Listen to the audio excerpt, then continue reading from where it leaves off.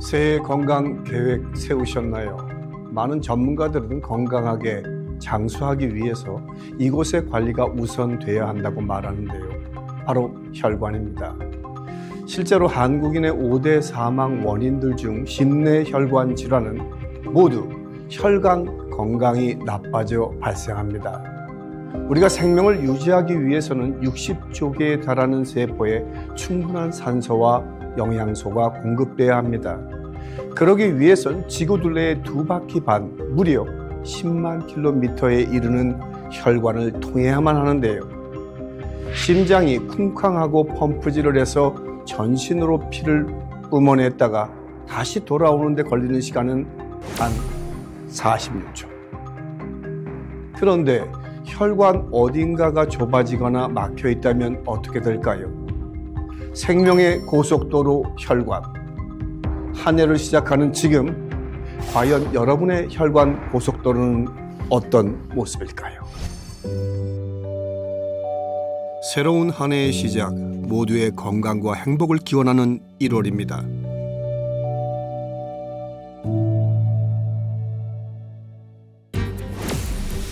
문제는 혈관 건강에 적신호가 켜지는 겨울철. 기온이 급감하는 1월은 뇌혈관 질환 사망자 수가 최고점에 이르는데요. 특히 뇌혈관이 막히거나 터지는 뇌졸중은 어느 날 갑자기 누구에게 찾아올지 모르는 무서운 질환입니다. 동맥류가 파열돼서 뇌출혈이 일어나면은 3분의 1에서는 그 자리에서 사망합니다. 반드시 중심을 잡고 간다고 해도 한쪽으로 기울어지고 한쪽으로 가게 되더라고요. 내가 아무리 발버둥 쳐도 그거 안 되더라고요. 힘이 빠져버리니까. 뇌경색이 될 줄은 상상도 못했으니까. 자신도 모르는 사이에 결국 막히거나 터지는 뇌졸중의 공포. 그 주범은 바로 혈압과 콜레스테롤입니다. 콜레스테롤과 혈압 관리가 안 되면 뇌경색이나 뇌출혈이 언제 터질지 모르는 위험을 갖고 사는 겁니다. 한순간 송두리째 무너져버린 일상. 그 위험에서 벗어나 막힘없이 건강한 한 해를 보내기 위한 방법. 지금부터 알아봅니다. 해가 바뀌어도 갑작스러운 사고와 질병은 어김없이 우리의 일상을 파고듭니다. 그래서 이곳 응급실은 한시도 쉴 틈이 없는데요. 유독 바쁜 겨울을 보내고 있다는 이중구 신경외과 전문의. 언제 어디서 발생할지 모르는 그의 환자들 때문입니다. 다리 한번 쭉 올려보세요. 쭉 위로. 저 한번 손 한번 잡아보실까요? 여기 양쪽 다리. 꽉 잡아보세요. 네. 사우나실에서 조금 뭐 어지러움도 있고 다리에 힘이 빠지고 그랬대. 그래갖고 거기 여자분들이 119대를 불러줬대. 그래서 타고 온 거예요. 아침까지 멀쩡히 집을 나섰다는 남성이 갑자기 쓰러진 이유는 무엇일까요? 이분은 여기 오른쪽 병동맥이 좁아서 예전에 스텐트 시술을 다른 병원에서 한 분이고요. 근데 이렇게 스텐트를 했어도 약을 잘 드셔도 이쪽 안으로 다시 좁아질 수가 있고 그걸로 다시 뇌경색이 또 생길 수가 있습니다. 다행히 의식은 되찾았지만 추가적인 검사와 치료가 필요한 상황. 이처럼 뇌혈관 질환 사망자가 급증하는 겨울철엔 작은 이상 징후도 놓치지 말아야 합니다. 전조 증상이라 그러면은 한 1분에서 10분 아니면 길게는 1시간 정도 증상이 발생했다가 없어지는 경우가 있습니다. 좋아져서 병원을 오지 않는 경우에는 나중에 그게 뇌경색으로 진행하는 경우가 많습니다. 그래서 꼭 그런 잠깐의 증상도 인지를 하고 병원에 오셔서 진료를 받으시는 게 중요합니다. 뇌졸중의 빠른 진단과 치료를 위해 꼭 기억해야 할 비패스트, 균형과 시야장애, 그리고 얼굴과 팔다리, 발음 이상이 생기면 지체 없이 119에 신고해야 합니다. 뇌졸중의 신호를 좀 더 빨리 알아챘다면 어땠을까요? 안녕하세요. 잘 주무셨어요? 불편한 거 있으세요? 필요한 어떤 것 때문에 필요하세요? 혼자 있으면은 우울하잖아요. 네. 그런 시간이 오래 있다 보면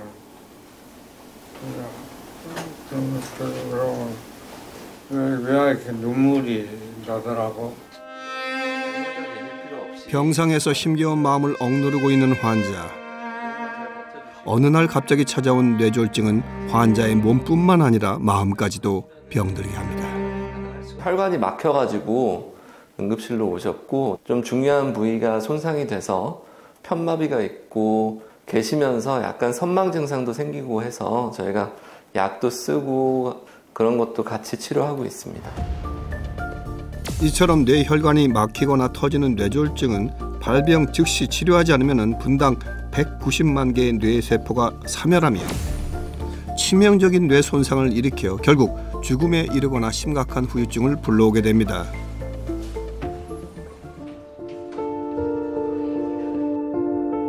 얼마 전까지 중환자실에서 생사의 고비를 넘나들었다는 한 남성.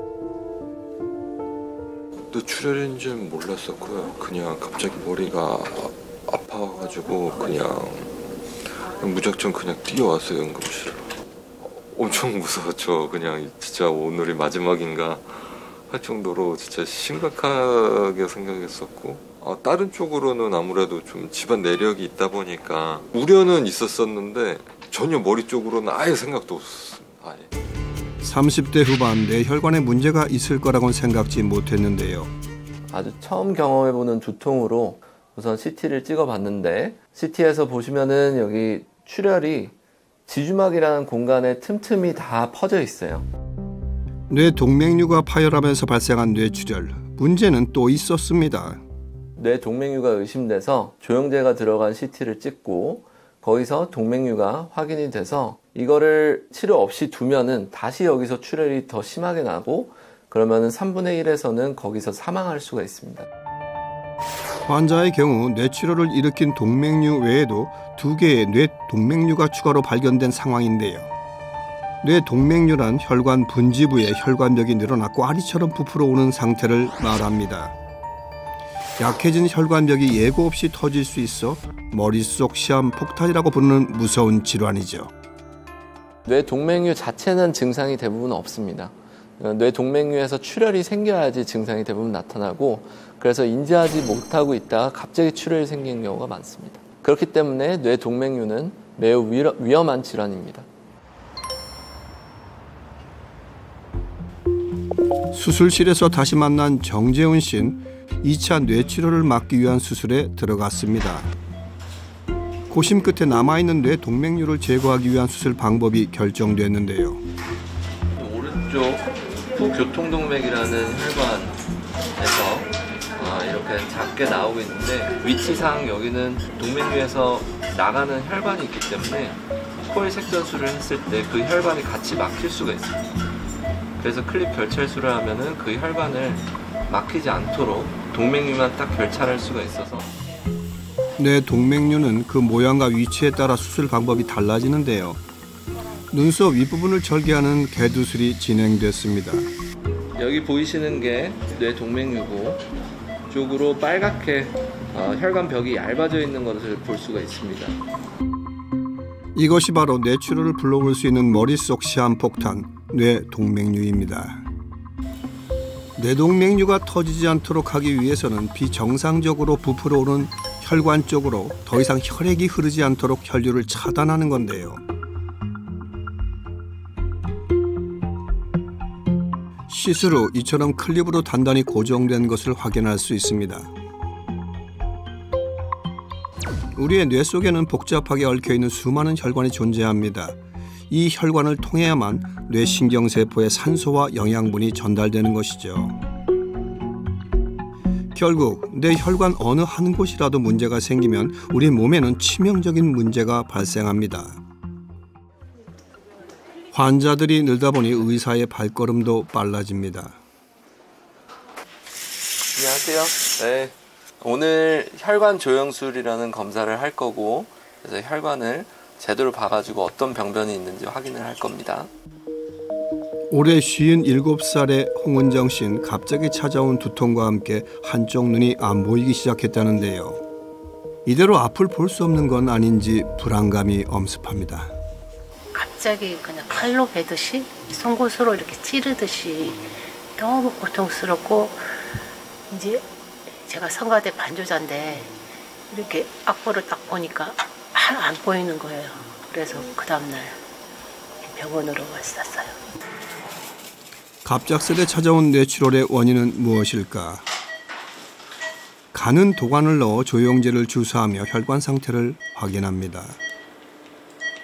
출혈의 원인을 감별을 해야지 치료가 그에 따라서 또 달라질 수가 있기 때문에 그걸 감별하기 위해서 검사를 하고 있습니다. 혈관 조영술은 명확한 이미지를 제공하기 때문에 혈관 질환의 진단과 치료에 중요한 역할을 합니다. 그녀의 뇌혈관엔 어떤 문제가 있는 걸까요? 동정맥 기형이라든지 선천성 기형, 혈관 기형 이런 건 없고 그 부위의 출혈은 다른 원인으로 생긴 것 같고 그 중에 하나가 이제 아밀로이드 혈관병증 그거의 가능성이 좀 더 높아 보입니다. 하얗게 보이는 것이 뇌 아밀로이드 혈관병증으로 손상된 부위입니다. 혈관에 아밀로이드라는 단백질이 침착이 돼서 혈관벽을 약하게 만드는 겁니다. 아밀로이드 단백질이 침착되면은 혈관이 약해져서 MRI에서 보면은 뇌세포가 부어 있는 것을 볼 수가 있고 또 미세출혈도 많이 발견이 됩니다. 그런 경우에는 뇌출혈이 재발하는 경우도 많기 때문에 추적 관찰이 필수입니다. 단백질 침착으로 약해진 뇌혈관. 한번 발생한 뇌출혈은 돌이킬 수 없습니다. 이 부위는 환자의 왼쪽 후두엽 부위고요. 이 부위는 우리가 사물을 보면은 머리 안쪽으로 이제 시신경을 통해서 들어와서 입력이 되는 곳입니다. 여기에 손상이 있으면은 입력이 잘못돼서 한쪽이 안 보일 수가 있습니다. 그래서 환자분의 같은 경우도 한쪽으로 반맹이라고 하죠. 우리의 뇌는 세분화된 구조로 되어 있습니다. 그래서 출혈 및 손상 부위가 어디냐에 따라 여러 가지 신경학적 증상들이 나타나게 되는데요. 뇌졸중으로 인해 반신마비나 시각장애 등 다양한 후유장애가 찾아오는 이유입니다. 뇌혈관이 막히거나 터지는 이유는 뇌혈관이 약해져서입니다. 혈관벽이 약해지는 이유로는 고혈압, 당뇨, 고지혈증, 흡연 등으로 인해서 혈관벽의 구성이 바뀔 수가 있고 콜레스테롤 이런 게 침착되면서 혈관벽이 더 두꺼워지고 그 안이 좁아질 수 있고 혈전이 떨어져 나가면은 그 혈전이 다른 혈관으로 가서 혈관을 막을 수가 있습니다. 고혈압이 있는 환자들은 그게 조절이 안 되면은 뇌혈관을 계속 자극하게 되고 그로 인해서 뇌혈관에 손상이 일어날 가능성이 높습니다.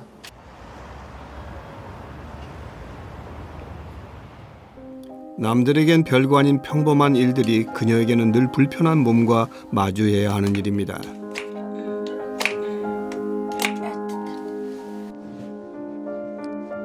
오늘도 힘겨운 아침 기상. 왼쪽 편마비를 안고 지내온 지 어느덧 16년째라는 오계남 씨. 왼쪽 마비가 와서 일어나면 경직이 와 있어요. 자고 일어나면 경직이 심해져요. 한참을 이렇게 몸을 풀어야만 움직일 엄두가 생긴다는데요. 좁은 집안을 움직이는 것도 멀게만 느껴집니다. 어느 하나 쉬운 게 없는 그녀의 일상. 어떤 점이 제일 불편하세요? 나 옷 젖는 게 제일 싫어요. 옷을 이게 올려주질 못하니까 때리지도 못하고. 그리고 세수할 때도 중심이 잘 안 잡히니까 좀 움직여요. 자꾸만 한쪽으로 몸이 기울다 보니 어디든 짚어야만 넘어지지 않고 걸을 수 있습니다. 당연히 해오던 일들도 한 손으로 늘 역부족인데요. 여기 이렇게 한 손으로 하다 보니까 제대로 하지 못하고 이렇게 흘리고 사방께 흘리고 잘 떨어뜨리고 막 그래요. 더 이상 꼼짝하지 않는 그녀의 왼팔. 16년이라는 세월이 흘렀지만 그녀의 마비는 되돌릴 수 없었습니다.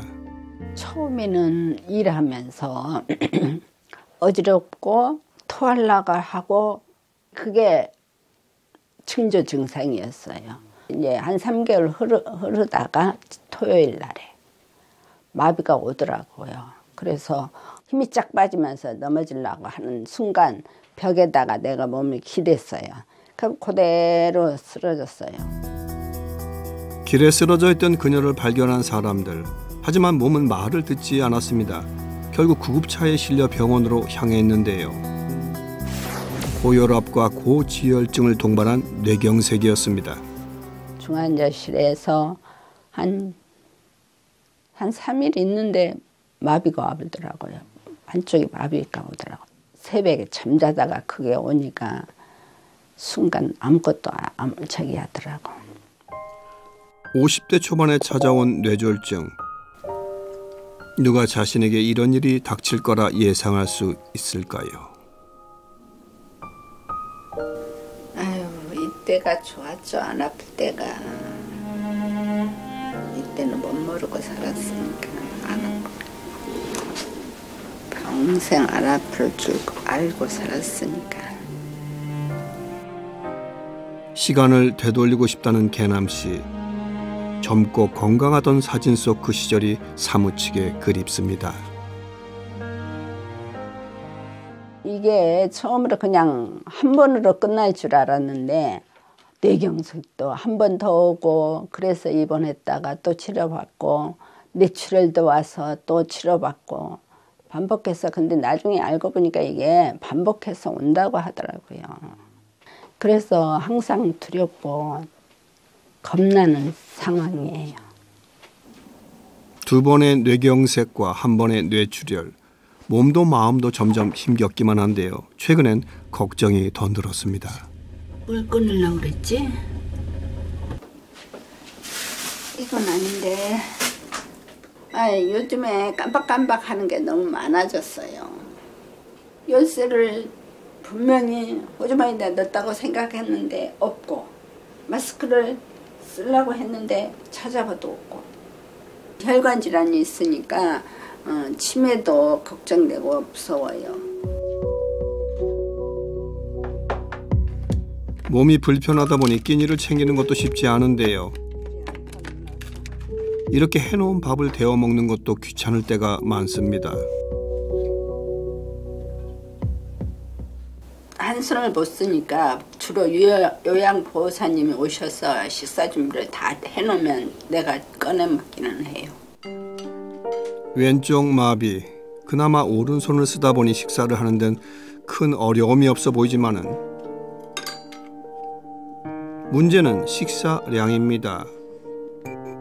국에 말아 몇 수를 뜨는가 싶더니 그마저도 속이 부대낀다며 숟가락을 놓기 일쑤입니다. 한쪽 마비면 오정육부도 압이라고. 그래서 소화가 잘 안 된다고 하더라고요. 그래서 많이 못 먹으시는 거예요? 네. 하루 3번 그녀에게 가장 중요한 일과가 있습니다. 매일 챙겨야 하는 약이 한 움큼인데요.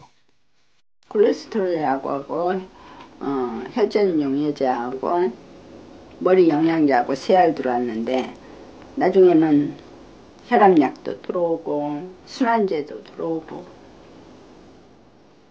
좀 더 일찍 건강을 지켰더라면 지금과는 다른 인생을 살지 않았을까 하는 후회 속에 더 나빠지지 않기 위해 부단히 애를 쓰고 있다는 개남 씨.